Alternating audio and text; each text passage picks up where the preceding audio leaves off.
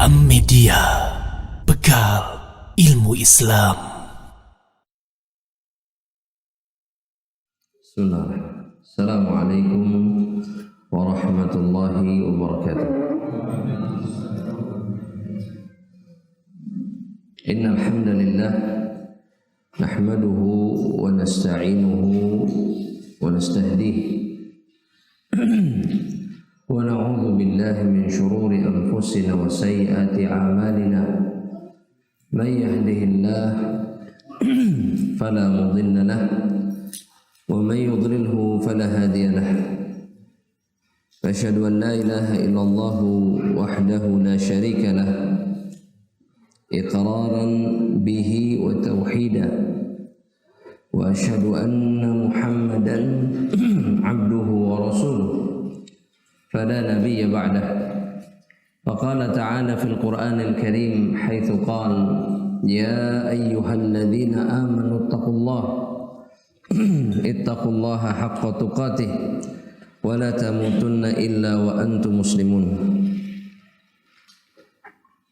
Ya ayyuhan nasu taqu rabbakumul ladzi khalaqakum min nafsin wahidah wa khalaqa minha zawjaha wa batha minhuma rijalan katsiran wa nisaa wattaqullaha alladzi tasaaluna bihi wal arham innallaha kana 'alaikum raqiba.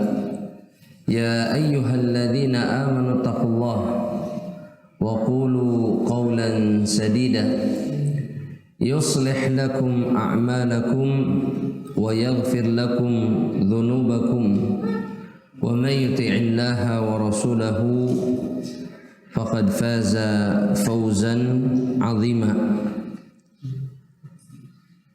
Fa amma ba'du ibadallah kaum muslimin dan muslimat rahimani wa rahimakumullah.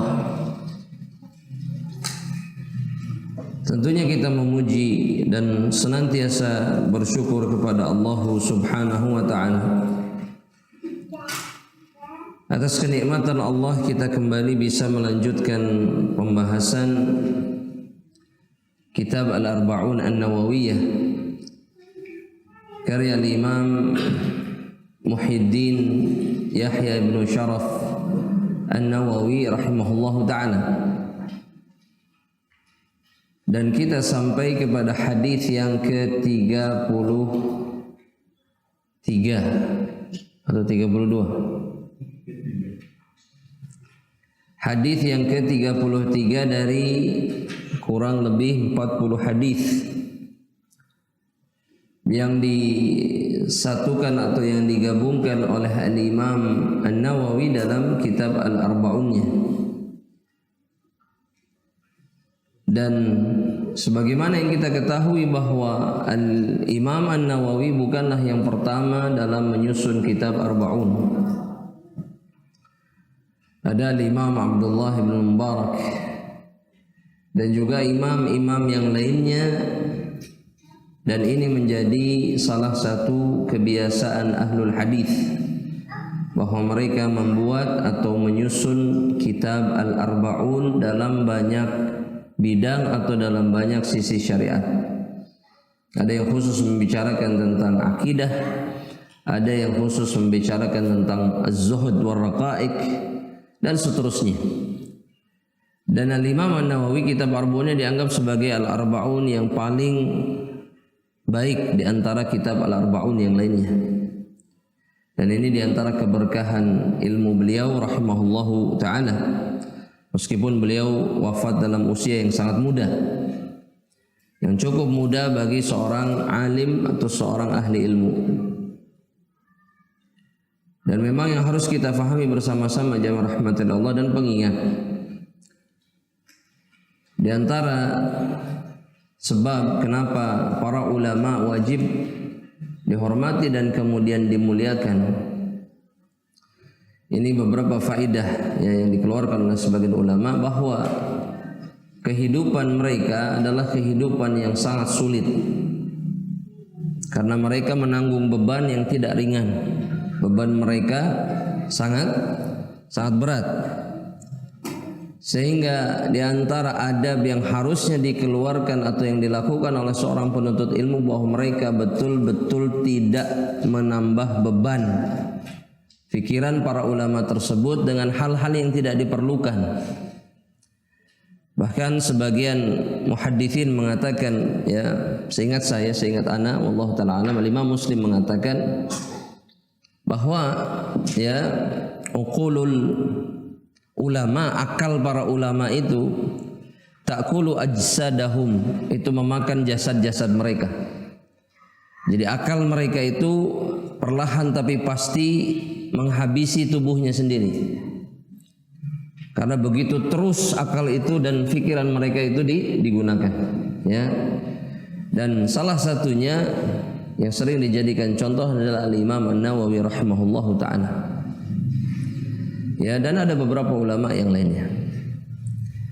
Dan tentunya kita berharap dan kita mendoakan bahwa Imam An-Nawawi rahimahullahu taala dirahmati oleh Allah, diluaskan kuburnya dan kemudian dimasukkan ke dalam Firdausul A'la. Dan ini pun diantara akhlak dan adab seorang penuntut ilmu kepada mereka-mereka yang telah memberikan ilmu kepada dirinya. Masuk kepada hadis yang ke-33 jamaah rahmatullah Allah. Hadis yang ke-33 ini diriwayatkan dari sahabat siapa? Apa kunyahnya? Abul Abbas. Kunyah beliau adalah Abul Abbas. Beliau berkunyah dengan nama siapa? Ayahnya sendiri. Abul Abbas Abdullah ibnu Al-Abbas radhiyallahu taala anhuma, dari sahabat yang mulia Abdullah ibnu Abbas atau an ibni Abbas radhiyallahu taala anhuma, anna Rasulullah sallallahu alaihi wasallam qala, dari sahabat Abdullah ibnu Abbas radhiyallahu taala anhuma, bahwa kata beliau Rasulullah sallallahu alaihi wasallam itu bersabda, bahwa baginda Rasulullah sallallahu alaihi wasallam itu bersabda dengan sabdanya, lau yu'tan nasu bida'wahum, jika setiap manusia itu diikuti ataupun dipenuhi dakwah. Dakwah itu adalah kata yang bermakna tuduhan, ya, tuduhan atau klaim, ya. Jika setiap manusia tuduhan dan klaimnya dipenuhi atau diiyakan, maka kata Rasulullah SAW, ladda'a rijalun amwala qaumin, maka sebagian orang akan menuntut, maka sebagian orang itu akan menuntut harta orang lain, wa dima'ahum, bahkan mereka pun akan menuntut darah orang lain.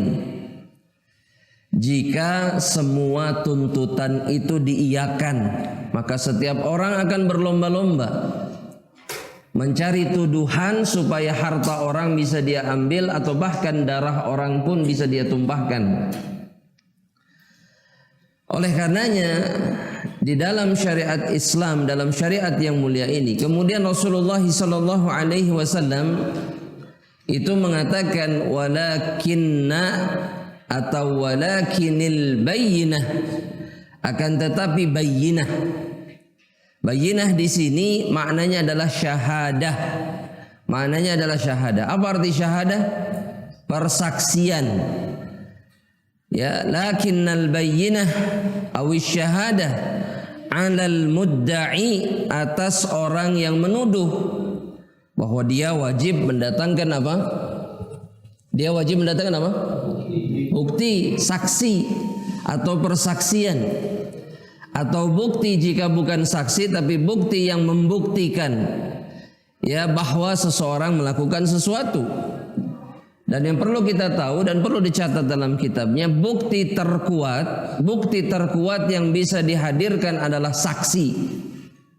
bukti terkuat yang bisa dihadirkan adalah saksi atau syahid.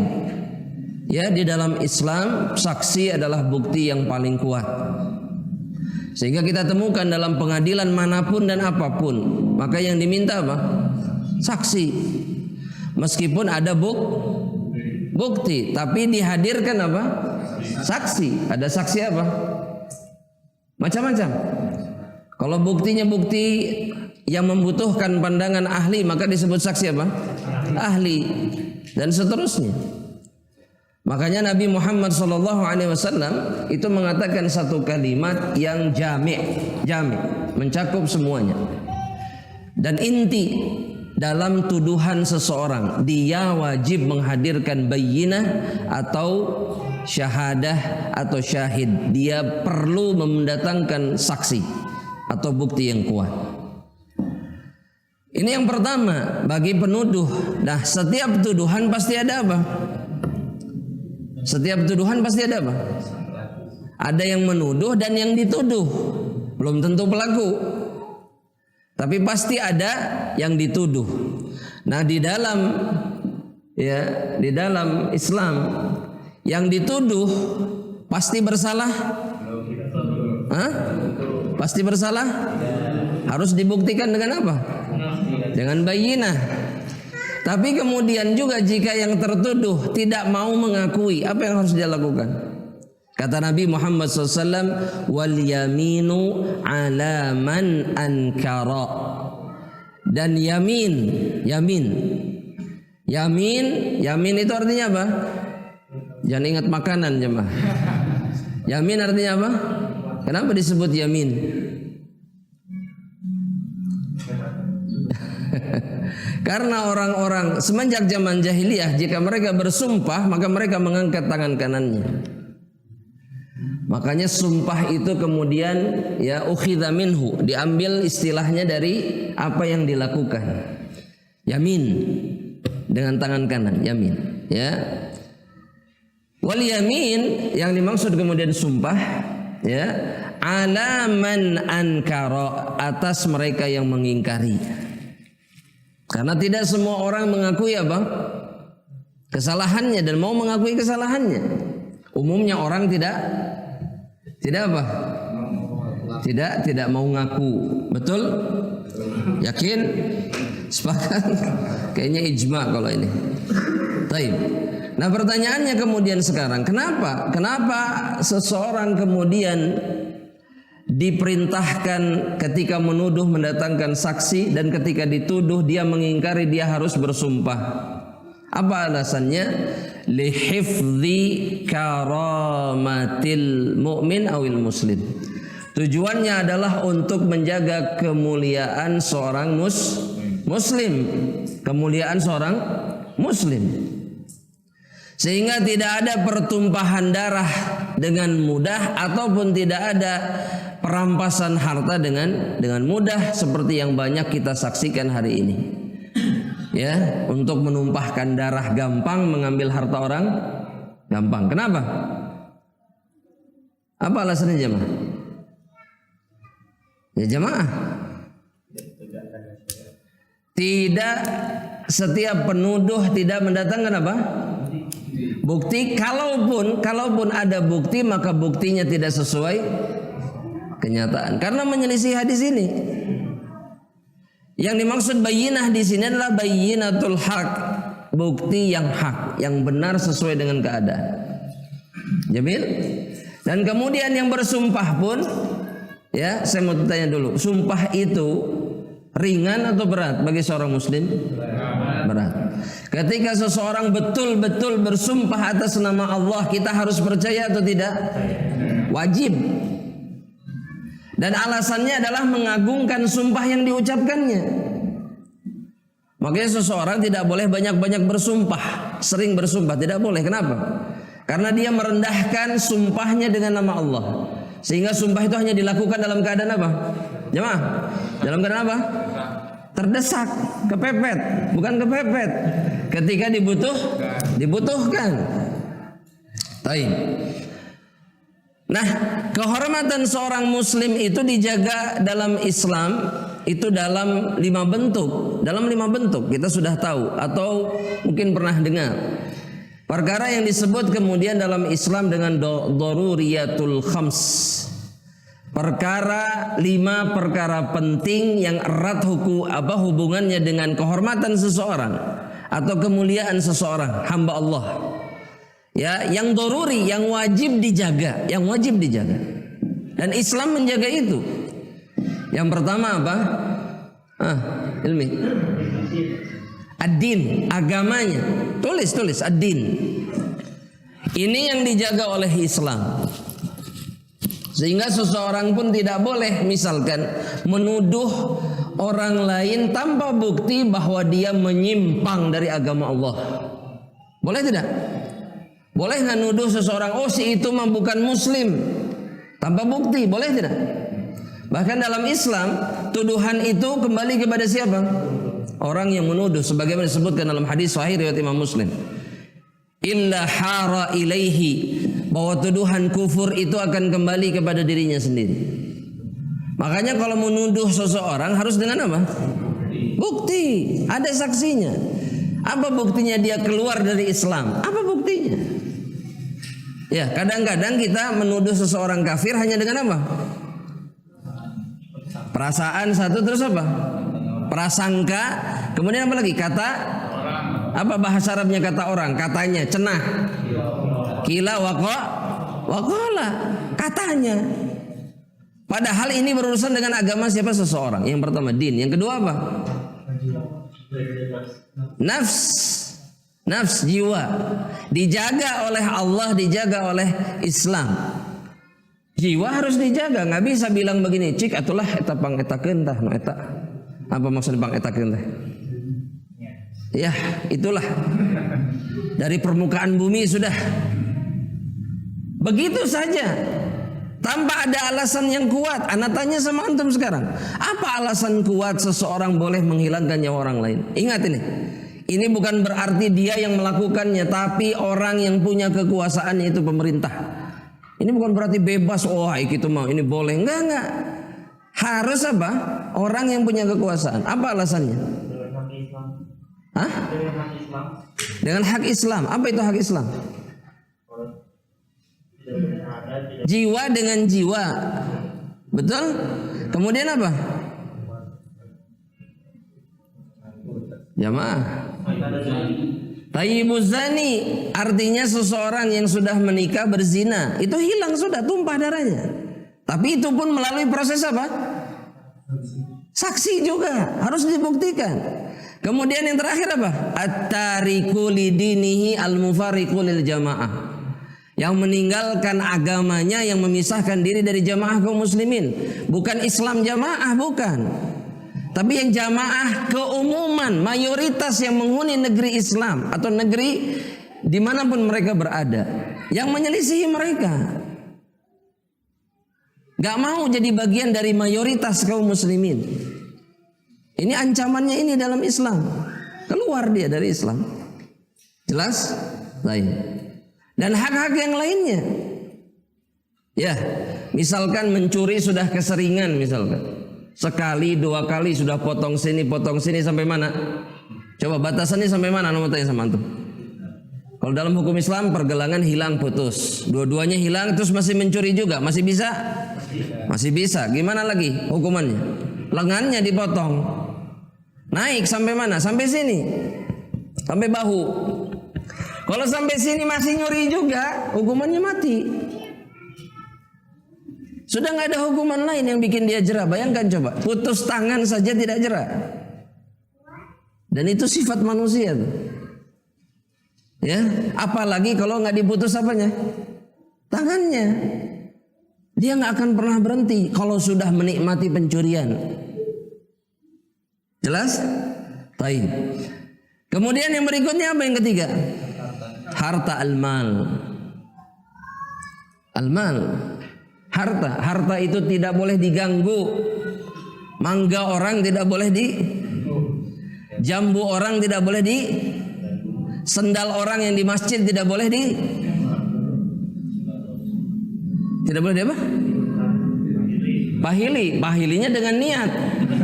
sengaja. Ya, kenulah di masjid ada saroleh iya.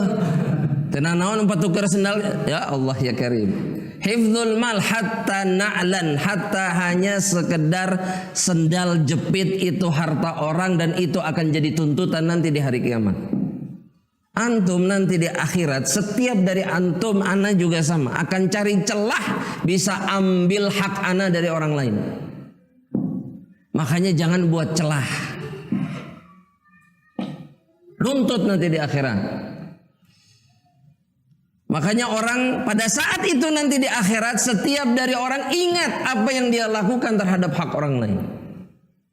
Aduh dulu pernah ini, pernah itu, pernah ini. Makanya mereka lari dari satu sama lain, lari, kabur. Karena mereka tahu mereka pasti akan nuntut saya. Ya, makanya harta. Nah ini yang jadi sering masalah tuh harta, betul tidak jemaah? Sengketa tuh dalam masalah harta, betul? Betul. Sering atau banyak atau gimana? Sering dan banyak. Taib. Dan orang sering menganggap mudah. Kembalian tidak dikembalikan, boleh tidak? 100 perak, 100 rupiah, boleh tidak? Jamaah? Jamaah? Ditukar permen, boleh tidak?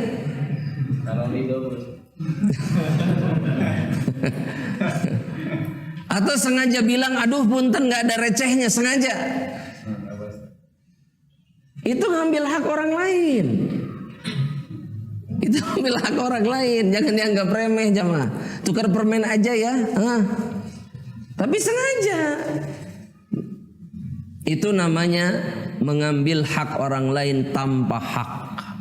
Meskipun Ustadz berlebihan, gak berlebihan. Hatta uang setengah rupiah pun akan jadi tuntutan nanti di akhirat.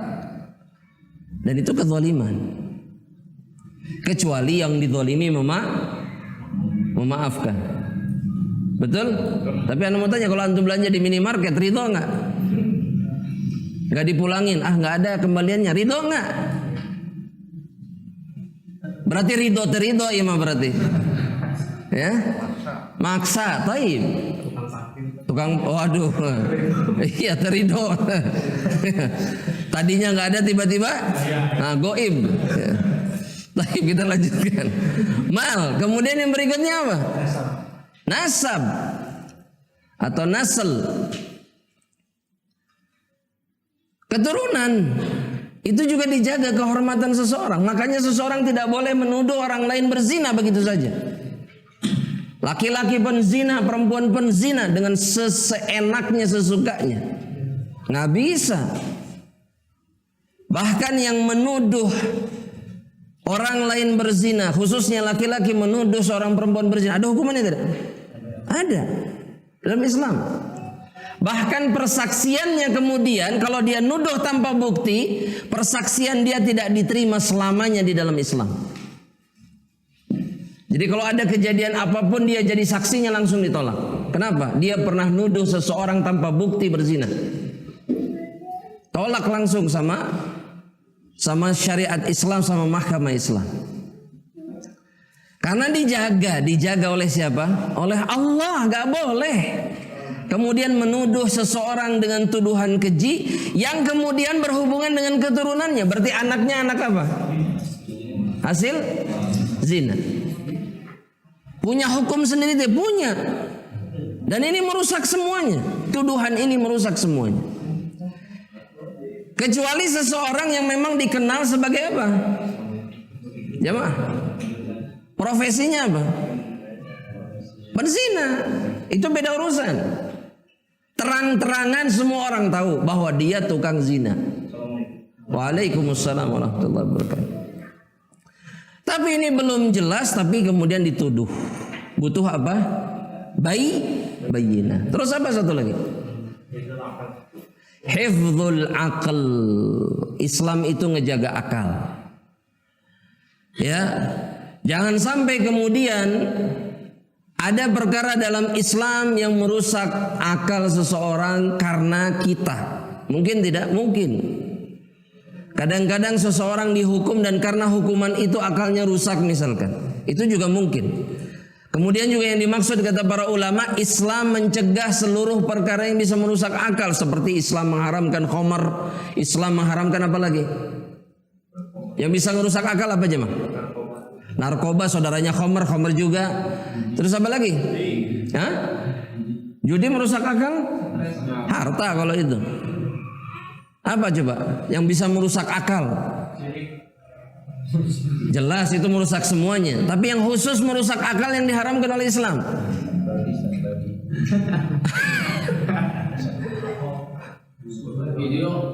Video apa? Yang haram untuk maksudnya hal-hal yang haram untuk dilihat oleh mata itu merusak akal. Iya, makanya diharamkan. Boleh nggak melihat sesuatu yang haram untuk dilihat dari aurat atau yang semisalnya? Boleh tidak? Meskipun aurat orang kafir. Kenapa kok bimbang jawabnya jemaah? Aurat yang haram dilihat itu bukan aurat orang mukmin, mukminah, tapi juga kafir, kafirah. Dua-duanya nggak boleh dilihat. Jangan sampai berijtihad jemaah. Allah yahfadz, Allah ba'inna minal bala wa syarr. Dan ada yang seperti itu jemaah. Ada. Loh kan yang temenan orang muslim, orang kafir mah teu naon. Waliyadzubillah. Ini talbis syaitan. Dan Islam mengharamkan itu. Dua-duanya menghancurkan akal. Ya, makanya jangan bermudah-mudahan dengan orang mukmin yang lainnya. Khususnya orang mukmin. Karena kehormatan mereka dijaga oleh Allah Subhanahu wa taala.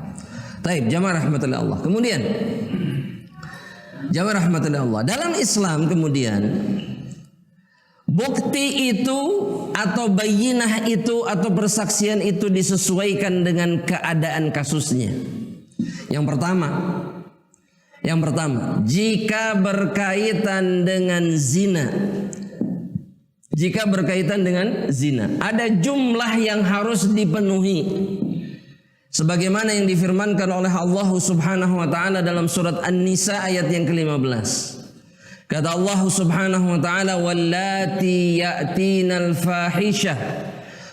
Kata Allah Subhanahu wa taala, dan yang di antara perempuan yang mendatangi perbuatan fahisyah, artinya melakukan perbuatan apa?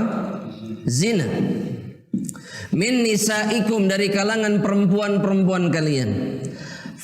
Fastashhidu alaihinna arba'atan minkum. Maka mintalah persaksian 4 orang di antara kalian. Dan kata para ulama, kulluhum rijal, dan semuanya harus laki-laki. Persaksian perempuan dalam masalah zina tidak diterima. Yang kita ingatkan biasanya kalau bukan laki-laki maka 2 perempuan. Kita pernah mendengar itu. Itu dalam masalah harta. Tapi dalam masalah zina, saksinya 4 harus laki.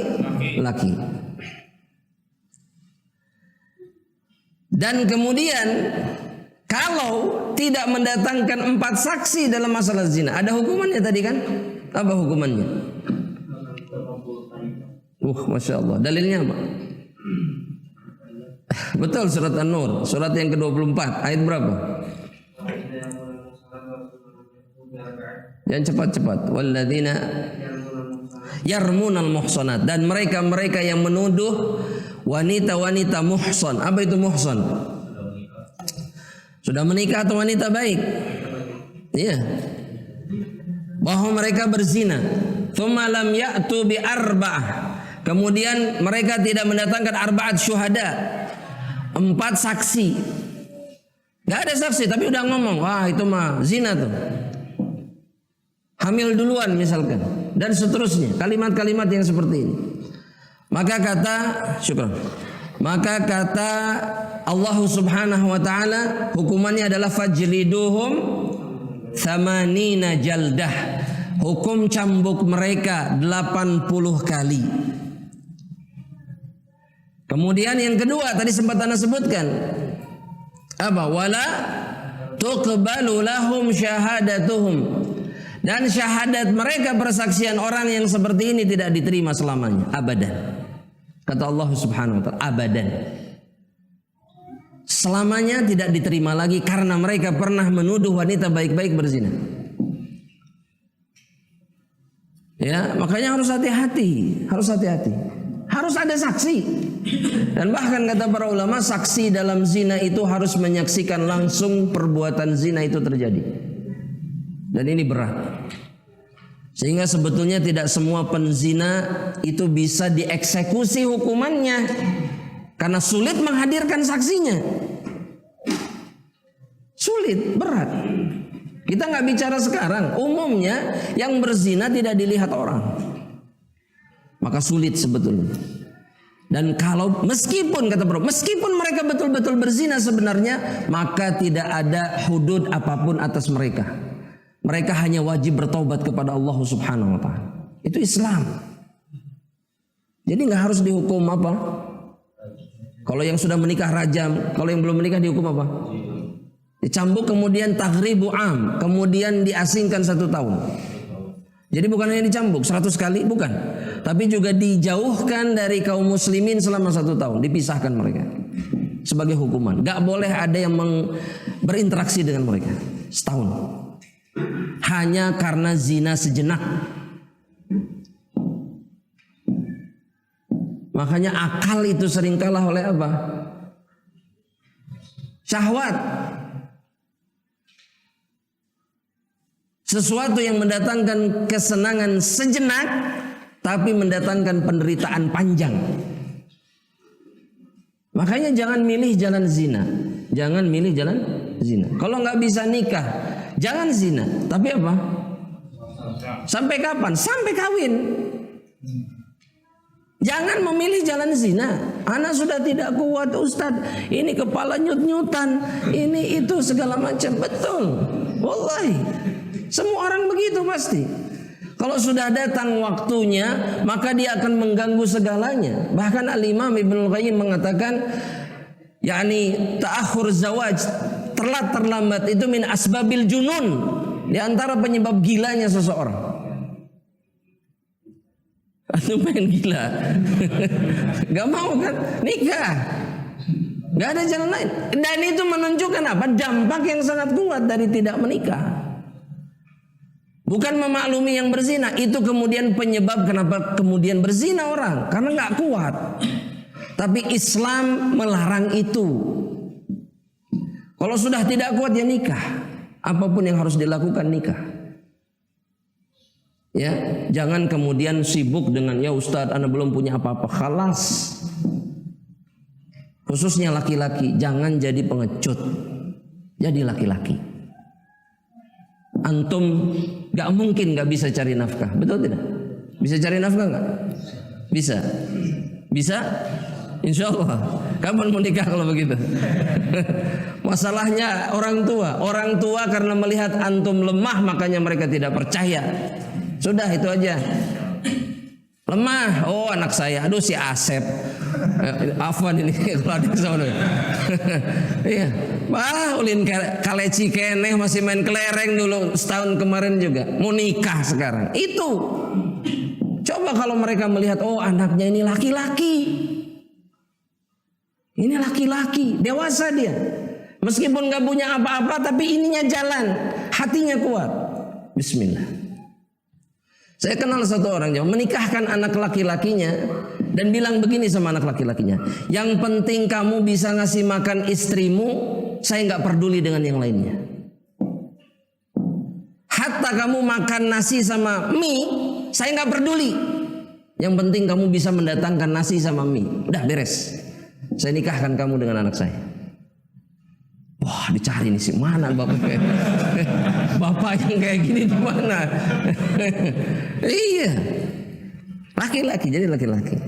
Tapi kemudian jangan bermaksiat kepada Allah, ya. Dan jangan menuduh orang lain bermaksiat.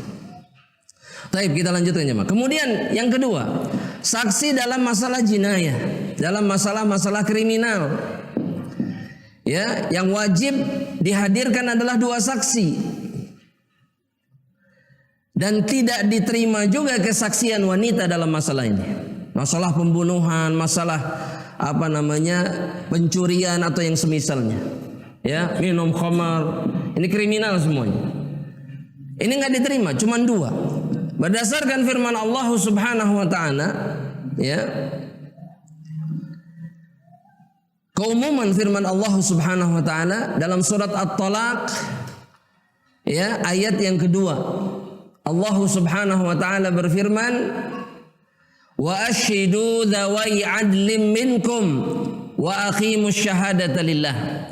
Kata Allah Subhanahu wa taala, dan persaksikanlah kalau ada perselisihan di antara kalian, ada hal-hal yang buruk terjadi di antara kalian, maka jadikan 2 orang laki-laki di antara kalian sebagai saksi.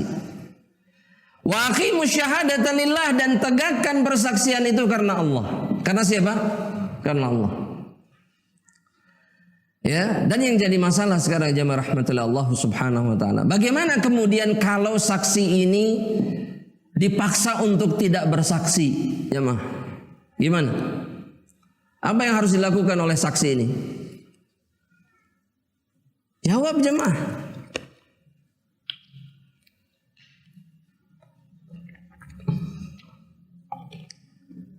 Ya jemaah.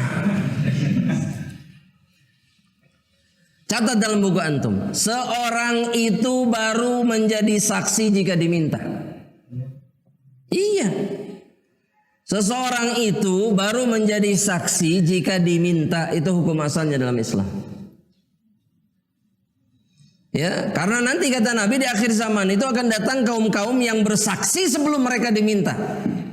Itu menunjukkan apa? Keburukan bagi mereka. Saya jadi saksi, nah itu salah itu. Barulah dia menjadi saksi kalau diminta oleh mahkamah untuk bersaksi. Itu satu dulu. Dan kalau sudah diminta bersaksi, maka dia wajib menegakkan persaksian karena Allah. Gak ada urusan dengan apapun. Kalau sudah diminta, dia tahu, dia yakin dengan apa yang ada di dalam ingatannya sebagai saksi, maka dia wajib menegakkannya. Makanya kalau dia dipaksa untuk tidak bersaksi, maka dilihat. Apa yang dilihat jemaah?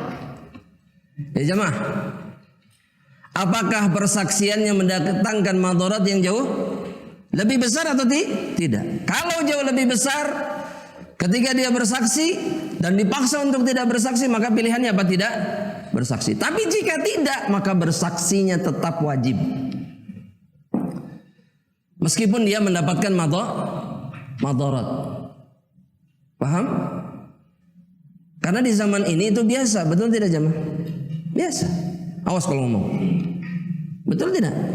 Nah, jelas sampai di situ? Garis bawah itu firman Allah yang tadi, wa aqimus syahadata lillah. Tegakkan persaksian itu karena Allah, untuk Allah, bukan untuk siapapun. Itu yang kedua. Yang ketiga jemaah rahmatullah Allah Subhanahu wa taala, yang ketiga, dalam masalah muamalah, jika ada perselisihan, coba perselisihan biasanya dalam muamalah dalam masalah apa? Jual beli, hutang, terus sewa, menyewa, terus apa lagi? Ini muamalah maliyah, muamalah dengan harta. Cicilan kredit dan seterusnya. Wah, ini hafal semuanya. Maka persaksian itu jemaah rahmatullah Allah Subhanahu wa taala itu diambil dari 2 orang atau 1 orang laki-laki dengan 2 orang wanita sebagai gantinya. Kalau tidak ada 2 laki-laki, cuman hanya ada 1, maka pengganti laki-laki ini 2 orang wanita. Itu yang Allah firmankan dalam surat apa? Al-Baqarah, ayat terpanjang dalam Al-Quran tentang hutang piutang. Ayat berapa?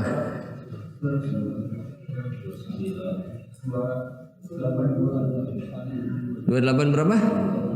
282. Ya, betul? Baik, 282 yang benar. 282. Ya. Sebelum halaman terakhir dari surat Al-Baqarah. Pojok kanan, pojok kiri. Semuanya sebaris itu. Semuanya satu ayat. Wala kanan, wala kiri. Satu set semuanya.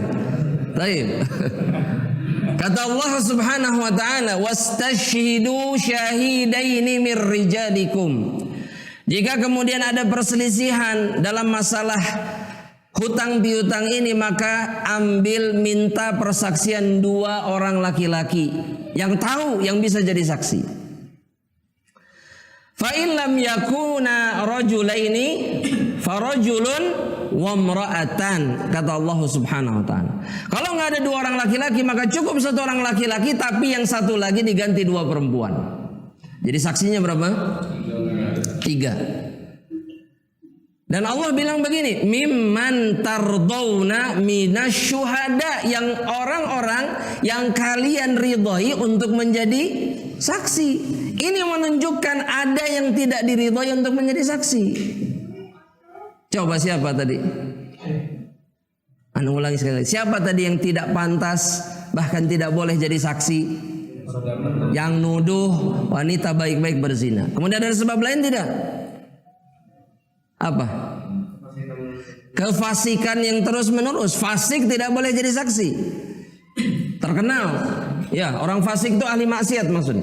Terkenal tukang maksiat lah pokoknya semuanya. Judi, minum khamar. Itu tidak boleh dijadikan saksi. 2. Satu lagi jemaah. Orang yang pernah menjadi saksi yang kurang. Saksi yang kurang maksudnya? Maksudnya harusnya kan 4 kalau yang zina tadi. 2 Oh iya, itu masih kategori yang sama. Yang anak maksudnya begini, orang-orang yang punya kebiasaan ataupun hobi yang tidak pantas di dalam Islam, perkara yang sia-sia. Contoh ada dalam Islam. Alladzi yatba'u hamamatan, orang yang kerjanya suka main burung dara.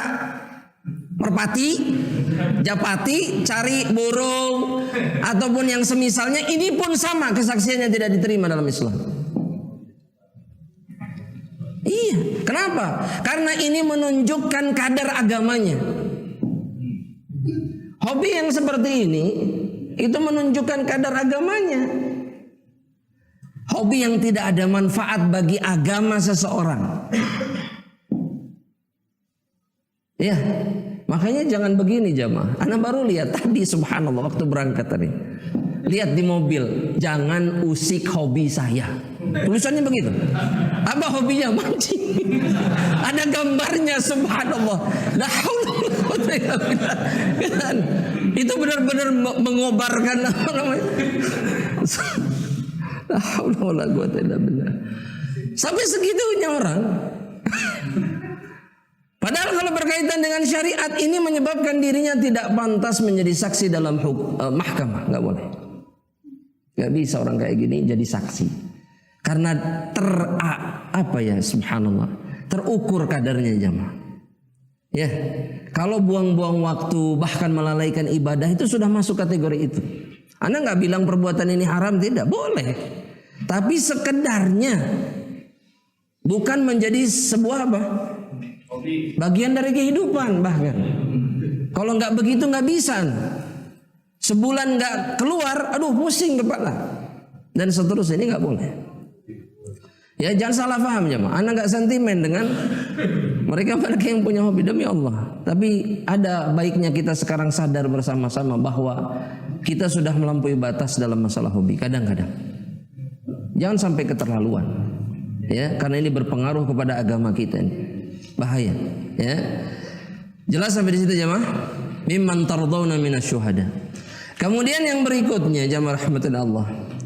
Ada satu masalah lagi yang butuh saksi juga. Dan ini masuk ke dalam masalah mahkamah atau pengadilan Islam. Ya. Yaitu perkara-perkara yang khusus berkaitan dengan wanita.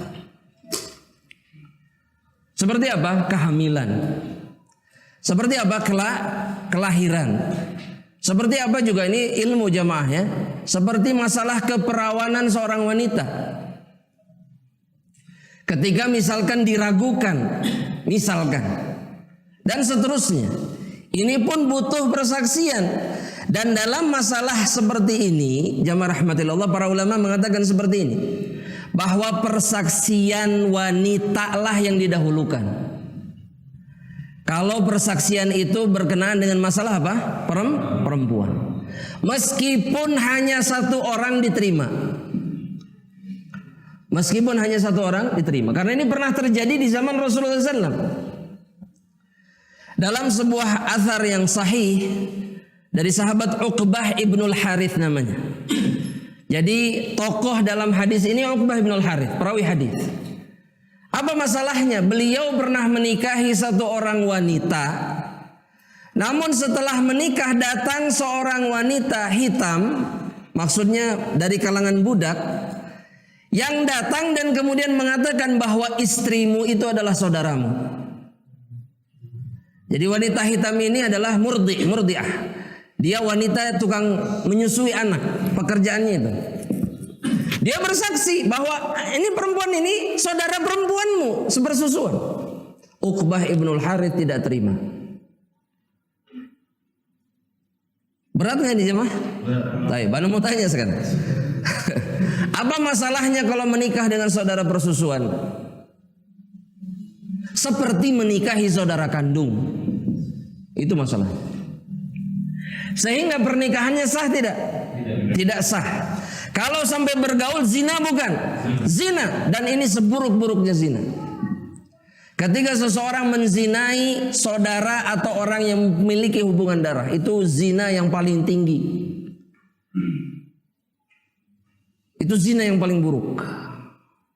Ya, meskipun ada hadis yang mengatakan bahwa menzinai tetangga sekian kali lipat, tapi para ulama sepakat menzinahi orang yang memiliki hubungan darah jauh lebih berat di antara zina yang lain. Ya, nggak bisa diterima oleh akal dan din, nggak bisa. Ya, kalau sama selain itu masih bisa, tapi sama yang punya hubungan darah nggak masuk. Ini betul-betul buruk. Nah sekarang apa yang dilakukan Uqbah ibnul Harith? Beliau datang kepada Rasulullah SAW. Iya. Karena kata Allah Subhanahu wa taala, apa kata Allah? Bahwa mereka-mereka yang berselisih harusnya mengembalikan kepada siapa? Apa ayatnya? Fa'in tanaza'tum fi syai'in farudduhu ila Allahi. Satu, yang kedua, fala wa rabbika la yu'minun. Demi Rabbmu Muhammad, mereka tidak beriman, tidak sempurna keimanan. Sampai apa? Hatta yuhaqqimuka fima syajara bainahum. Sampai mereka menjadikan engkau sebagai hakim dalam permasalahan mereka. Orang yang beriman. Nah, datanglah Uqbah ibnul Harith mengamalkan ayat-ayat itu. Sekarang perhatikan jemaah rahmatullah Allah. Apa yang kira-kira menurut antum akan terjadi di hadapan Rasulullah SAW? Ya, Uqbah membela dirinya atau tidak? Maksudnya mencari dukungan Rasul atau tidak? Jemaah? Iya. Iya jawabannya. Kadzabat ya Rasulullah, dia bohong ya Rasulullah. Antum bisa bayangin baru nikah. Naudzubillah ya Allah yahfadhu man baina minal bala wasyarr. Tapi kemudian tahu itu saudaranya. Dan tidak terbayang lagi kalau kemudian terjadi hal-hal yang biasanya dilakukan suami istri. Oh, ini merusak segalanya jemaah. Makanya harapan Uqbah apa? Bohong, dia bohong. Apa alasan Uqbah? Menganggap bahwa ini tidak pantas jadi saksi. Dan kemudian cuman dia seorang yang mengatakan bahwa wanita ini adalah saudariku. Ya, jamaah rahmatullah Allah. Rasulullah sallallahu alaihi wasallam kemudian meminta persaksian si wanita itu dan dia mengatakan, demi Allah anak ini, perempuan inilah adiknya atau saudara perempuannya. Aku menyusui mereka berdua. Maka Rasulullah SAW memalingkan wajahnya dari Uqbah ibnul Harith. Gak mau lihat Uqbah cari mukanya Rasul, jadi bergeser ke arah wajahnya Rasul. Kadzabat ya Rasulullah, dia bohong. Dan Rasulullah SAW kemudian mengatakan, apa yang bisa kita lakukan? Dia bersumpah bahwa wanita itu adalah saudarimu, ceraikan dia. Syahidnya di sini bahwa hadis ini menjadi bukti persaksian seorang wanita saja dalam masalah yang sifatnya apa? Khusus tentang masalah-masalah wanita itu diterima. Makanya jamaah ini pun nasihat. Jika ada, ya, ini saya tahu beberapa saudara-saudara kita itu tinggal di satu pemukiman. Betul? Atau berdekatan. Anak-anak mereka pun seumuran. Kadang-kadang karena saking baiknya, setiap kali nangis gak ada ibunya, terus apa? Jangan diam, ngomong. Dan syaratnya berapa kali sehingga jadi anak persusuan? Awalnya 10 kali, kemudian dinasakh oleh Al-Quran. Menjadi berapa? 5. Tapi 5 pun yang gimana jemaah? Yang mengenyangkan, bukan yang hanya sekedar mohon maaf menghisap, tidak. Tapi yang mengenyangkan, maka anak itu jadi anak persusuan. Hati-hati ngomong. Kalau sudah mau 5, ini sudah 4 kali dihitung-hitung. Sekali lagi 5, kumaha ya? Kalau nggak sampai 5, anak susuan bukan? Bukan. Sampai kapanpun. Tapi pas 5 napi kau arang, sampai gitu ya anaknya, nah sudah, itu anakmu dan dia mahram. Hati-hati. Jangan nanti ada acara begini udah gede, ayo kita besanan yuk, kita besanan. Nggak ada. Jika anak itu pernah disusui sampai 5 kali. Makanya ini harus hati-hati masalah yang satu ini, karena di zaman Nabi pun terjadi. Ya, jangan diam. Baik, kita lanjutkan jemaah rahmatullah Allah. Kemudian jemaah rahmatullah Allah subhanahu wa ta'ala, ketika kemudian seseorang tidak sanggup, penuduh nih, menghadirkan saksi, maka yang dianggap di dalam Islam adalah sumpah si tertuduh dan dia terbebas dari tuduhan. Jadi kalau sama sekali tidak ada saksi, nanti si tertuduh diminta bersumpah bahwa dia melakukan ini atau tidak. Tidak, saya bersumpah atas nama Allah, maka bebas dia. Sudah, pengadilan berhenti. Dalam hadis sahih riwayat Imam Muslim, ya rahmatullah Allah, Rasulullah sallallahu alaihi wasallam itu pernah ya mengatakan kepada seseorang yang menuduh tapi nggak bisa datangkan saksi. Kata Nabi begini dalam hadis Muslim, syahidak, mana 2 saksimu? Mana 2 saksimu? Kamu nuduh, datangkan 2 saksi, mana? Nggak ada. Kemudian kata Rasulullah SAW, au yaminuhu, kalau begitu sumpahnya dia yang berlaku, yang dituduh. Ya, meskipun misalkan jamaah rahmatillah, meskipun misalkan nih, yang tertuduh ini bersumpah palsu, maka dia bebas. Secara hukum dia dibebaskan. Kenapa? Karena yang menuduh tidak bisa mendatangkan bukti dan dia berani bersumpah atas nama Allah. Selesai. Ini juga berlaku sama, kurang lebih sama seperti ini jamaah dalam hadis yang lain. Bagi mereka man sa'ala billah, kata Rasulullah SAW, barang siapa yang meminta kepada seseorang dengan nama Allah, minta demi Allah saya butuh, padahal enggak. Perintahnya dari Nabi apa? Fa'atuh, berikan kepadanya apa yang dia minta kalau kita sanggup memberikan. Karena nama Allah itu agung.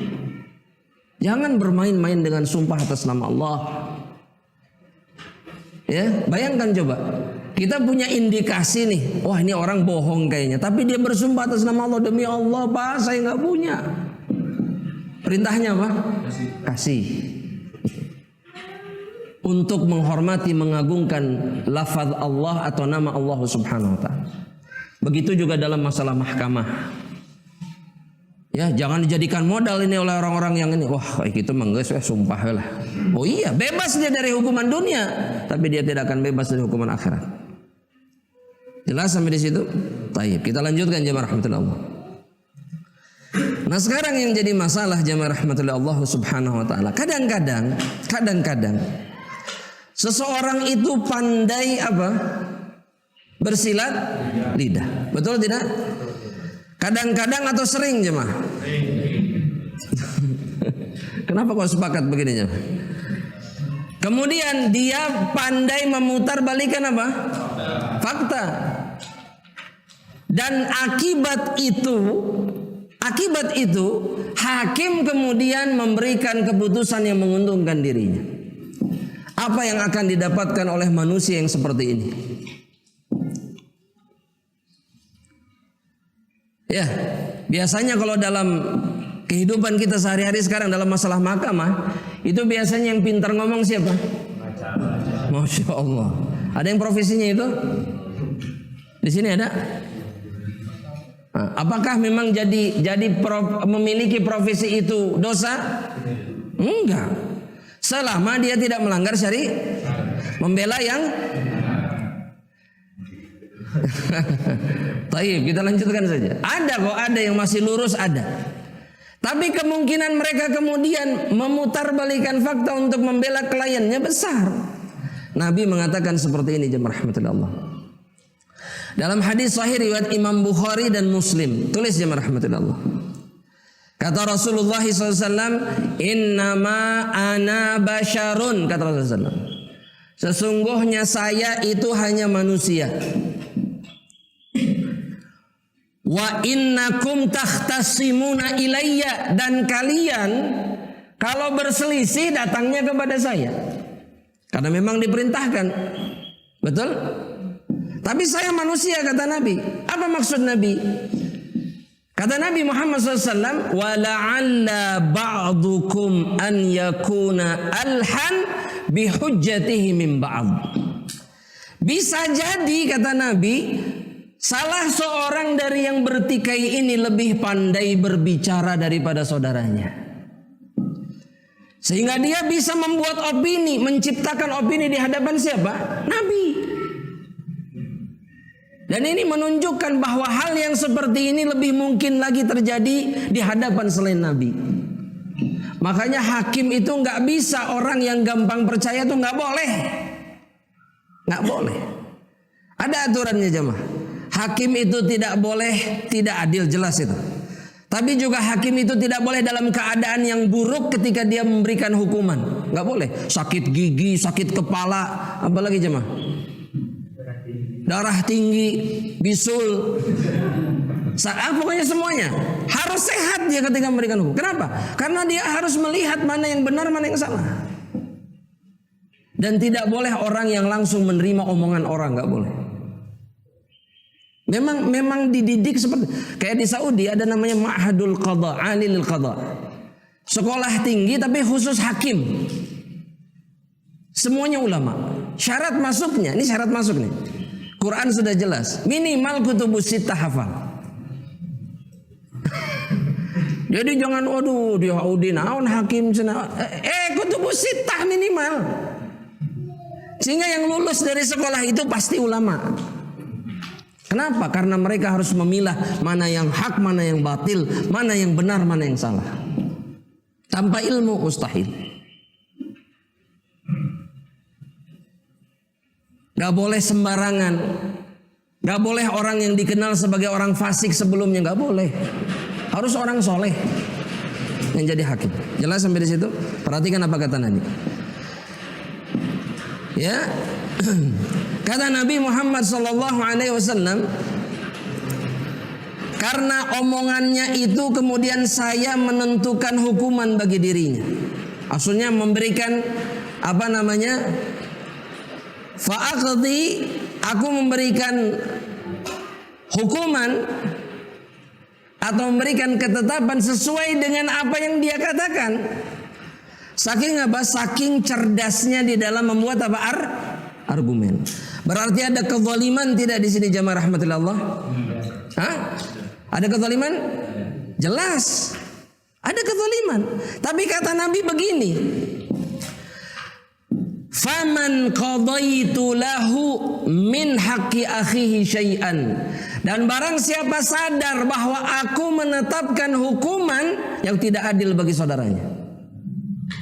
Dia menang, saudaranya kalah karena dia lebih pintar. Maka kata Nabi Muhammad SAW, fala ya'khudhu, jangan diambil keputusanku itu. Jangan diambil. Jangan apa? Diambil. Kenapa jemaah? Apa alasannya jangan diambil? Hah? Bahasa Nabi nggak gitu. Bahasa Nabi seperti ini. Tulis jemaah. Fa innama aqta'u lahu qit'atan minan nar. Karena sesungguhnya Aku sedang memotongkan bagi dirinya sesuatu yang merupakan potongan dari api neraka Allah Subhanahu wa ta'ala. Artinya jika dia ambil, dia mengambil bagian dari api neraka Allah Subhanahu wa ta'ala. Itu sebabnya Nabi mengatakan jangan diambil keputusanku yang salah itu. Ya, makanya jamaah rahmatillah Allah Subhanahu wa ta'ala, jadi hakim itu mudah atau berat? Hah? Apa beratnya jamaah? Hah? Kenapa?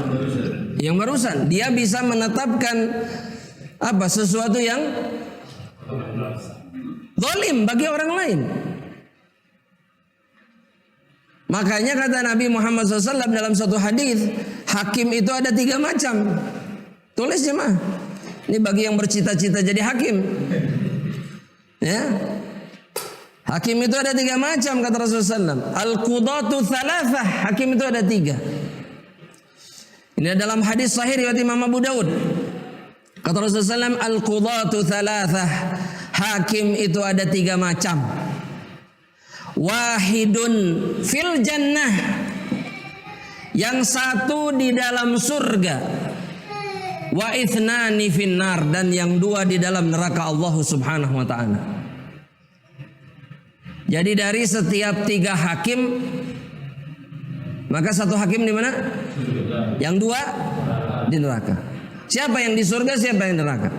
Kata Nabi begini, faman ladzi fil jannah, adapun yang ada di dalam surga, farajulun arafal haq, seorang hakim yang mengetahui kebenaran, faqadha bihi, dan dia menetapkan, memberikan hukum dengan kebenaran itu.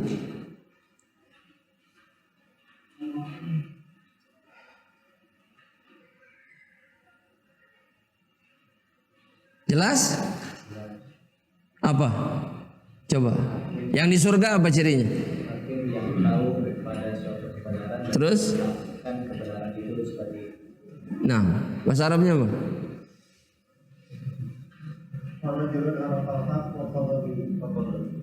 Faqadha bihi.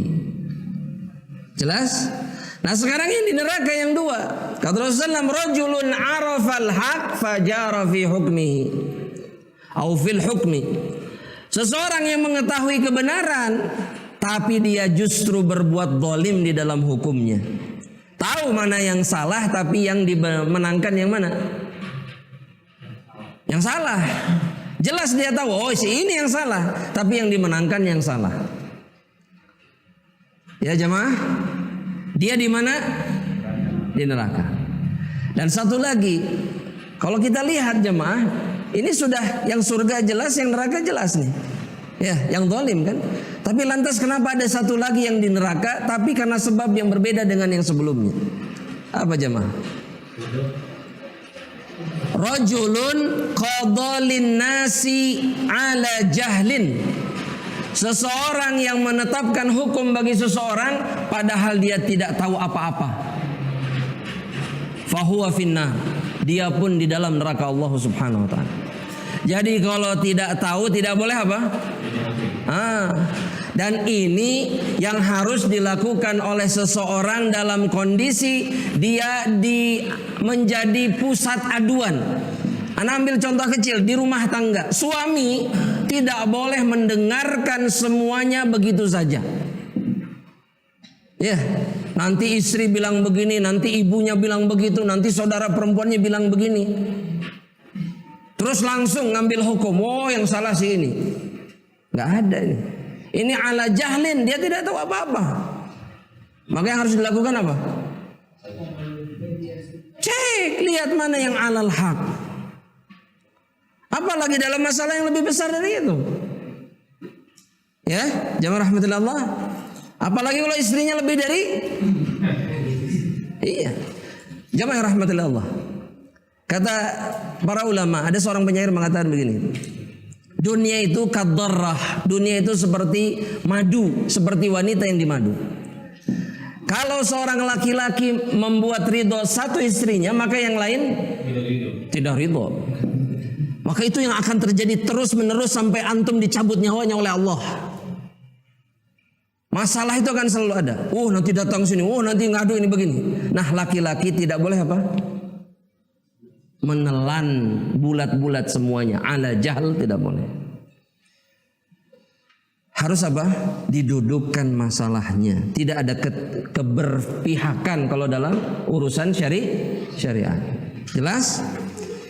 Maka jamaah rahmatillah Allah, antum kalau ditawari jadi hakim mau?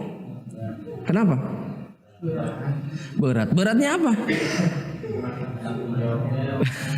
Masuk neraka. Tapi hakim di dalam Islam itu juga punya keutamaan. Apa keutamaannya? Dinaungi oleh Allah nanti pada hari kiamat. Terus yang kedua apa? Kalau salah pun dia tetap dapat pahala. Hadis sahih riwayat Imam Bukhari. Kata Rasulullah SAW, "Idza ijtahadal hakim fa asab." Kalau seorang hakim berijtihad dalam rangka mencari kebenaran, benar dia ijtihadnya, maka dia dapat 2 pahala. Tapi kalau salah, falahu ajrun wahidun. Dia dapat 1 pahala. Mau jadi hakim? Enggak, Ustaz. Resiko nerakanya lebih 2 kali lipat lebih besar. Ya, makanya jadi hakim itu bukanlah sebuah pilihan yang sangat dianjurkan di dalam Islam. Wallahu ta'ala alam. Kita cukup sampai di sini jemaah. Ya. Kita akhiri perjumpaan kita dengan tanya jawab seperti biasanya. Falyatafadhal jika ada.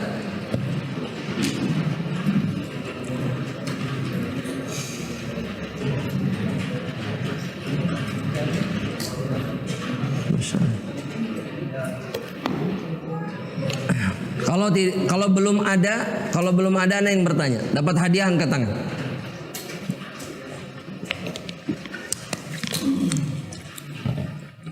Ayo jemaah. Baik.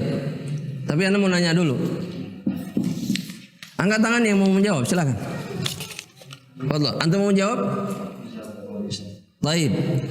Sebutkan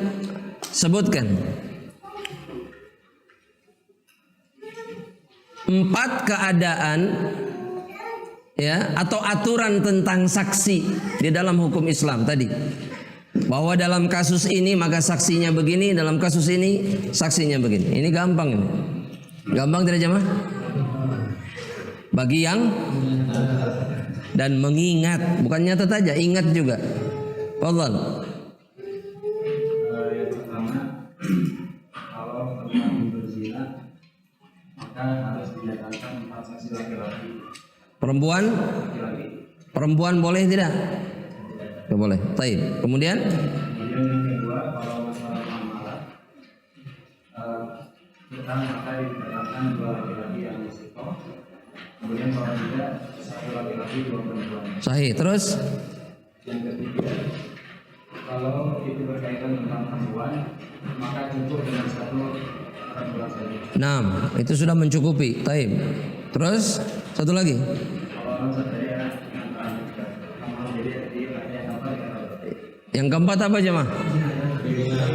Kriminal butuh berapa saksi? Laki-laki atau perempuan? Hanya laki-laki, perempuan tidak? Tidak boleh.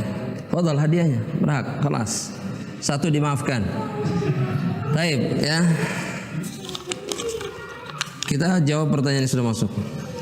Apa hukumnya mengangkat anak dari panti asuhan dan apabila anak ini sudah besar, apa bisa mendapat warisan? Yang pertama, jika anak ini diambil dari panti asuhan, ini berarti anak angkat. Ya. Dan anak angkat dalam Islam bukan seperti anak kandung atau anak persusuan. Ini seperti persis kasus anak angkatnya Rasulullah SAW, Zaid ibnu Harithah, ayah dari Usamah. Sama, dianggap anak oleh Nabi Muhammad SAW, bahkan dinisbatkan kepada Nabi sebelum turun ayat kepada Rasulullah SAW. Ya, bahwa nggak boleh mereka tetap dipanggil atas nama ayahnya mereka. Dan ini menunjukkan tidak ada hubungan apa-apa sebetulnya. Secara syara anak angkat. Sehingga ini konsekuensinya dia bukan mahram. Kalau anaknya laki-laki dia bukan mahram ibu angkatnya. Kemudian kalau anak perempuan bukan mahram ayah angkatnya. Ya. Dan ini bisa disiasati sebenarnya, tapi intinya itu bukan anak, dia bukan mahram. Terus kemudian yang kedua, waris, tidak punya hak untuk mewarisi apapun, tapi dia punya hak untuk menerima wasiat atau hibah dari ayah angkatnya atau ibu angkatnya, boleh, gak ada masalah. Jelas? Dan ya sudah, itu pertanyaannya. Ya. Dan ini yang harus diingat baik-baik. Dan ini bisa disiasati dengan cara disusui oleh kerabat dari orang tua angkatnya ini, adik atau kakaknya misalnya. Sehingga membuat ya hukumnya seperti nasab kan? Paham tidak? Ibu susu itu kakaknya, adiknya, pamannya, paman dari anak persusuan ini, mahramnya dia. Maka ini bisa disiasati begitu caranya. Ngambil anak, bukan nggak tahu anak siapa misalkan anggap, tapi kemudian disusui kepada saudara, kakak ataupun adik yang punya anak juga, maka otomatis kemudian dia, suami istri itu menjadi paman persusuan atau bibi persusuan, jadi mahram. Ini boleh, tapi tidak mewarisi, tidak saling mewarisi, tetap, tapi boleh dikasih. Allah Ta'ala.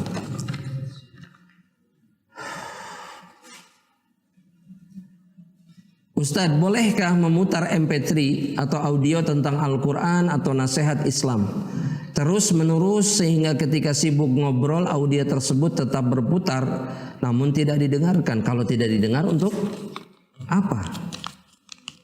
Ya, karena memang Al-Quran itu kewajiban kita mendengar. Ya, terlepas memang ada yang memfatwakan boleh kalau sambil kita mengerjakan yang lain, dengar tapi sambil mengerjakan yang lain. Tapi yang lebih memuliakan Al-Quran yang mana? Mendengarkan. Kalau tidak sanggup, matikan, selesai masalah. Ya. Dan sudah saatnya kita lebih menghargai dan mengagungkan syiar-syiar Allah. Itu yang lebih pantas kita lakukan. Karena itu bukti tanda kita bertakwa kepada Allah Subhanahu wa Ta'ala. Ya, jadi kalau ada hal yang berkenaan dengan syiar Allah, kita mengagungkannya, itu bukti bahwa kita bertakwa kepada Allah. Itu buktinya. Tapi kalau ada syiar Allah kemudian kita hare-hare, kalau bisa nyantai saja, cuek, gak peduli, lantas dari sisi apa kemudian kita disebut bertakwa kepada Allah? Tidak ada pengagungan sama sekali. Ya, wallahu ta'ala. Ustadz, menurut aturan manusia ada aturan, maksudnya hukum normatif ya, dalam memutuskan suatu kasus dalam pengadilan. Bagaimana menurut Ustadz? Kita berbicara tentang Islam. Adapun kemudian hukum-hukum selain hukum Islam, selama tidak bertentangan dengan hukum Islam, ada masalah tidak? Tidak ada masalah. Dan banyak hal di dalam hukum kita ini yang tidak bertentangan dengan hukum Islam. Banyak hal. Ya. Dan bagi kita, takdimu hukmul Islam lebih patut, mendahulukan hukum Islam lebih patut. Dengan tidak menafikan bahwa ada hukum-hukum yang lain. Kita tidak menganggap itu di atas hukum Allah, tidak. Tapi kalaulah kemudian kita masuk ke dalam ranah itu, maka selama tidak bertentangan dengan hukum Allah, tidak ada masalah. Ya, tidak ada masalah. Contoh yang paling banyak atau yang paling mungkin sering kita alami ya aturan-aturan apa? Lalu lintas. Ada dalam Al-Quran? Harus pakai helm? Ada. Pakai sepatu? Ada aturannya? Ya ada. Tapi bertentangan dengan Islam tidak? Terus lantas kenapa kita harus menentang? Ya, dan itu cara Islam. Ya, itu cara Islam.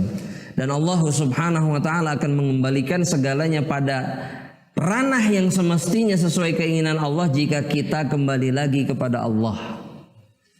Maka semuanya akan sesuai dengan aturan Allah Subhanahu wa Ta'ala. Wallahu ta'ala.